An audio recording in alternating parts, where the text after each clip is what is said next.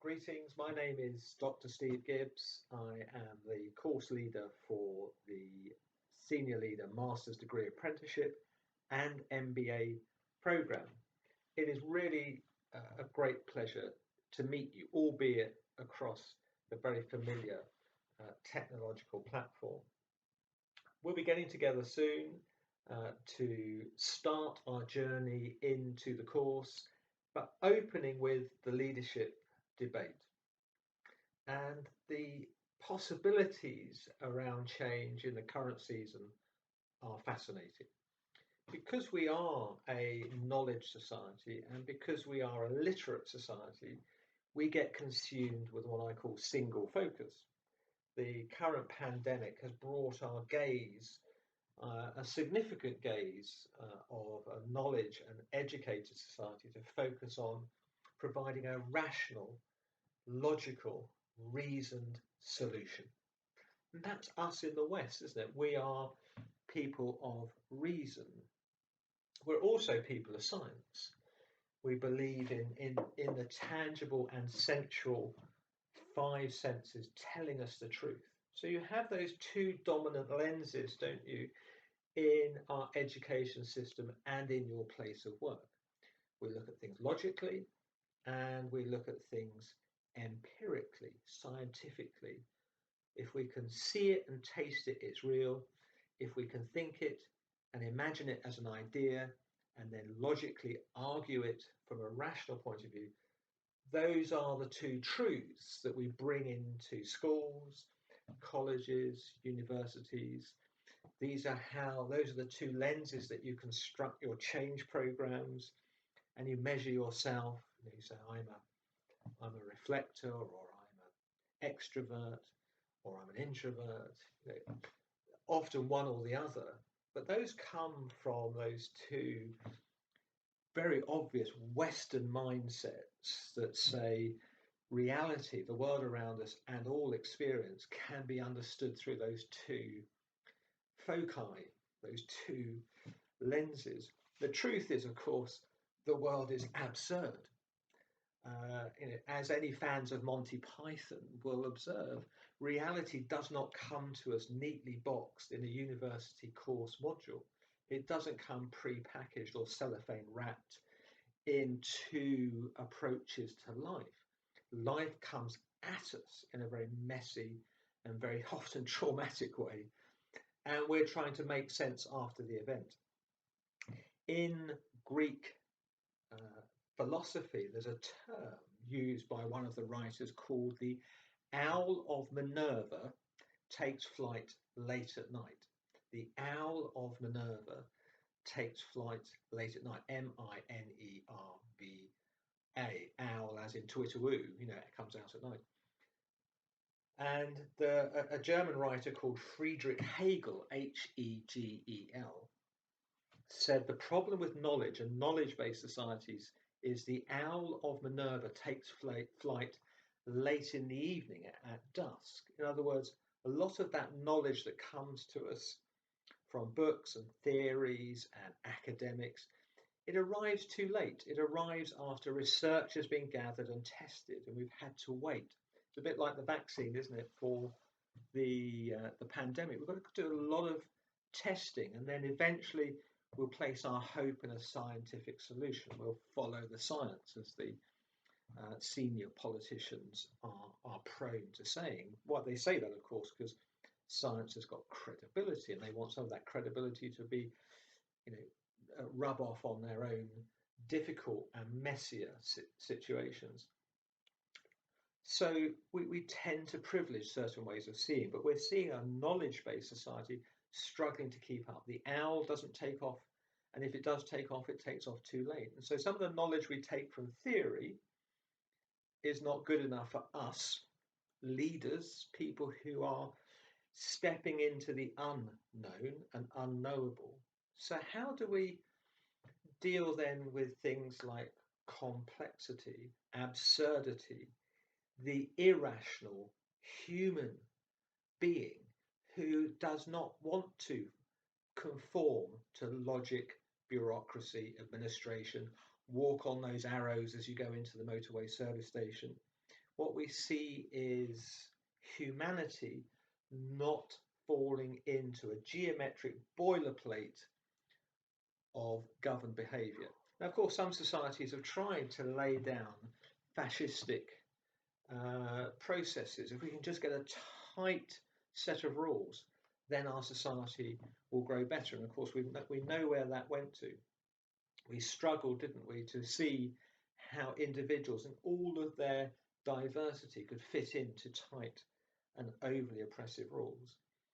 So when we get together and start to look at your journey of becoming an effective senior leader who is confident and courageous to look at issues without a handbook, without pre-experience, without knowledge, we're having to use dialogue, aren't we? We're having to get hold of complexity by saying, what is it you mean when you say, I must do this? Because I don't want to. And so we're opening up the space to have dialogue as a community of learners, starting with looking at leadership as complex, as political, as discussing how power gets used, how I have some less power than you have, and how do we equal that up to make sure we all move forward together as a community and society. It's going in as senior leaders away from the day seminar looking at leadership, which says these are the 3 ways to lead. And when you go to an airport, of course, you get an American textbook that says 7 ways to great leadership, 21 ways to save your marriage, etc., etc. Because Americans like quantification and they like a reduction. Often, I would say some of the more artful programs have subtitles to make them more accessible. But we're saying as senior leaders, we're wanting to embrace some of the more complex. So that does mean getting to know each other as human beings on a course, getting to listen more carefully to your experience over there in that industry, in that sector, understanding how you see things as an individual. And that means being in a room where we start to speak. And of course, some of us have not always found our voice. And so it's learning to take turns, learning to listen for the weaker signals of meaning that are outside chapter 1 and chapter 2. So that's where we're going. We're going to look and open up the leadership debate, but leave enough space. Try and leave some of the slides out. The slides will be there on this course. Plenty of theory, but in particular give space for us to think and express.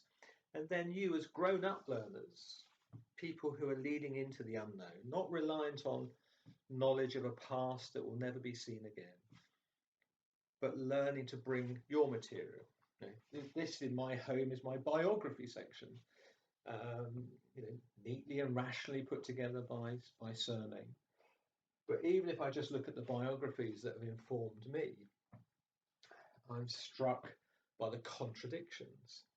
When you increase your leadership capacity, you increase your confidence to not get angry and frustrated necessarily with contradictions and things that are misaligned. Although anger, I'm not saying anger doesn't have a role to play. Sometimes some people in society need to be baptized a little bit in anger rather than being excessively tolerant. But I'm saying there's a sense in which we try and smooth contradictions. But when we look at leaders from Blair, who said he wasn't going to be presidential when he came into power in 97, but as soon as he smelt the oak and the walnut and the leather of the British state, struggled to resist the presidential and the authoritarian. Thatcher, of course, is a complex figure. She deregulated in many senses. She was anti-establishment, and she laid down the more fluid world that we're in now.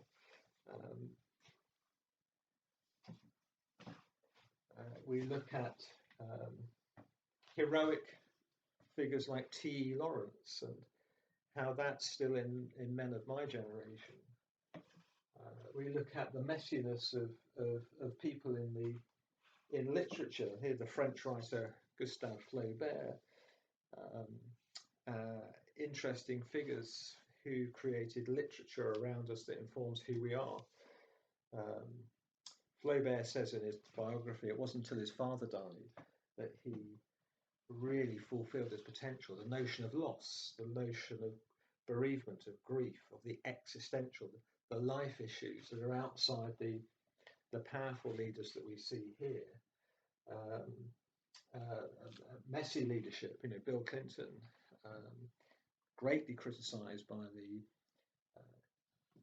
the English critic Christopher Hitchens as being one of the greatest liars ever to occupy that position. And of course, the truth is complex. But we're leaning into a messy and contradictory world, and we're leaving the experts, in a sense, on one side. But I'm thinking a lot of this, plus other writing, has formed my journey from being a business leader to being an academic. But I'd like you, before we get together, we have the messy and the rich conversation that's going to journey over the next couple of years, just take a look at your shelf or your resources that have informed you over the journey of your leadership. What have you read that shaped your thinking? Has it made you more open-minded, more willing to embrace complexity and messiness? Has it made you want to run to the safe and the secure of the more simplistic thinking? Who shaped you as a person? Was it your home journey as a young child that really set up your values and what you believed that then informed your practice? Was it a bit like Flaubert? Some of the great traumas and losses, the loss of precious and important aspects of your life that have made you struggle to deal with the world that you're in now. In a sense, we're bringing our whole self into an encounter with thinking. Thinking is the hardest thing people do. And at times, I would say in the British industrial story, we've struggled to be open-minded. Britain boomed in the 19th century as a global superpower. But even at the height of the British Empire in 1936, if you went to northern mining communities, you'd find abject squalor worse than the poverty in Burma. A writer like George Orwell went into Wigan in 1936 to write one of the most important books about the contradictions of a Britain that was fabulously wealthy, that built grand cathedrals to power in places like Manchester and London. Just look at the architecture. But you go into the 100,000 mining communities that were across Britain in the 1930s, and you found worse squalor than the Third World. Builders that had saved £10 rather than put a back door in a terraced house, so people had to walk all the way down the street, round the back of your terrace to go to the toilet.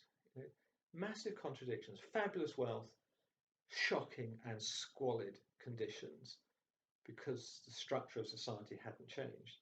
And in a sense, we're going back to some of the levels of inequality that we saw just after the First World War. So they're full of contradictions, full of context, full of challenges for organisations, because organisations work within an industry or a sector, but they work within society. They bring their people from society.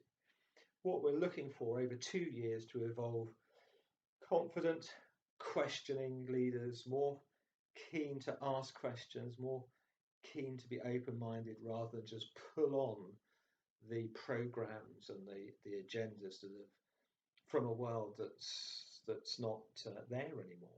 Many people want to go back to the past, don't they? They want to go back to a halcyon and nostalgic period when the world seemed simpler. But of course, that's a complete illusion. The world is what we choose it to be. The world will be what we as leaders create it to be. If we lack courage and confidence to challenge power and to speak, then the world will diminish. And this course is about growing you. And we start that conversation very soon. We'll send details through and we'll take this sort of engagement further. There, of course, will be the safe parts. There will be materials that you can go to. We'll point you to the vast array of resources. But I don't want to impose my thinking on you. Far quite the opposite. I want you to bring what you're reading, what you're thinking, what you're seeing in the world. And then I'll send you away over 2 years to find your preferred route of inquiry. So you'll come to me over 2 years and say, Steve, I really disagree with what you're saying. I found this resource here and it really speaks to me in my journey. And I'll say, fantastic. That's a master's course that has enabled you to go and be independently minded, to stand on your own 2 feet as an individual and create your own arguments, your own meaning, and to take that into the world. For me, that's the leaderful bit, that we don't go out and we don't use our authority to overpower and to reduce people's sense of well-being. We go out and we say, we engage people around us and we enable them to stand on their own feet, to go and find their own thinking, and then bring that thinking back to the party to hold a bigger conversation. And once that spirit then goes out through organisations, then everybody's prepared to think about what sort of culture do we want here? Do we want a command control culture where people's minds and hearts are less engaged? Or do we want a place where people independently discover ways to bring significant change? So culture, power, politics, small p politics, the politics of navigating, making sure the kettle's working in the kitchen on a Monday morning, through to a 10-year strategy in the boardroom. They're all part, aren't they? They're all interdependent. So I'm not, as an academic, I'm not prescribing on a master's course. I'm creating a space for you to come. And so we'll get together, we'll start that conversation over a couple of hours, 2.5 hours, get you to go away and read, and then we'll get back together in the September, and we'll have this grown-up, reflective place where you don't have to convince everybody else you've got the answer. All you have to do is bring yourself and listen to each other and say, have you thought about? So it's different from other learning experiences, which can be sometimes a little prescriptive, a little programmed. This is very much cue for questions, and then that's interesting. This issue seems to be important to this community. Let's spend a bit more time here because this matters to you in your situated reality. So you've got the universal truths of love and goodness, but then you've got Monday morning, 7:30, and the boss hasn't put coffee on them. Oh dear, what does that mean? Where are we going? And sustaining ourselves. So it's a very human journey, very much you writing, and that writing is about you discovering who you are further, making sense of that past, of course, why there's still pain in there that makes you do things you don't want to do. We bring all of that together. So we start with leadership. We start with that big discussion, what it is to bring change, what sort of change is important, what we don't do. Then over 2 years, we'll go through finance, marketing, strategy, operations, get the very big picture of how we create value in your organisation.